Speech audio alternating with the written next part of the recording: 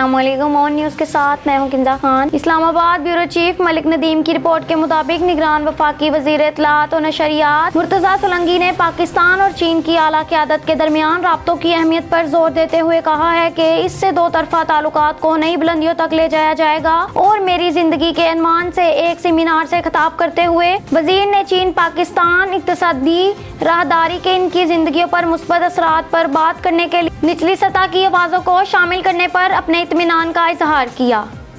Bureau chief Malik Nadeem की report के मुताबिक इस्लामाबाद स्पेशल इन्वेस्टमेंट फैसिलिटेशन की कौंसल एपिक्स कमेटी ने वजारत खारजा और पेट्रोलियम डिवीज़न को हदायत की है कि सऊदी अरामको और पाकिस्तान स्टेट और तापी ऑयल गैस पाइपलाइन के मसाइल को जल्द हल करें। ज़राए ने बिजनेस को बताया। रिकॉर्डर वजीर तवानाई मोहम्मद अली पहले ही रोज से बराह रास्त चीन रवाना हो चुके हैं।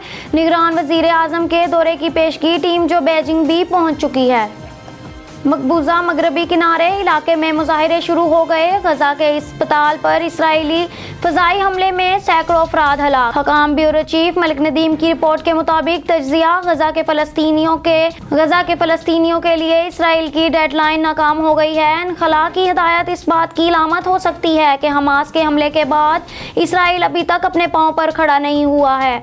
इसराइली फ़ौज की पोजीशन से धुआं उठ रहा है जिस पर हिज़्बुल्लाह के जंगजुओं ने 15 अक्टूबर 2023 को इसराइल के साथ सरहदी गांव अल-माल-शब के करीब हमला किया था।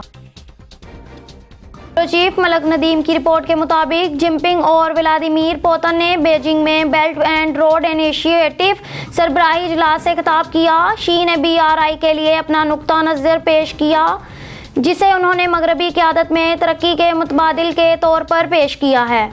दोनों रहनुमा बाद में दो तरफा बातचीत करने वाले हैं क्योंकि यूक्रेन पर रूस के हमले ने पुतिन को तेजी से अलग थलग कर दिया है। पुतिन का बीजिंग का गैर मामूली बैरून मुल्क दौरा रूस और चीन के दरमियान इत्तेहाद मजबूती को वाज़ेह करता है। $1 ट्रिलियन की BRI का मकसद चीन को बुनियादी ढांचे और सरमायाकारी के जरिए दुनिया के करीब लाना है।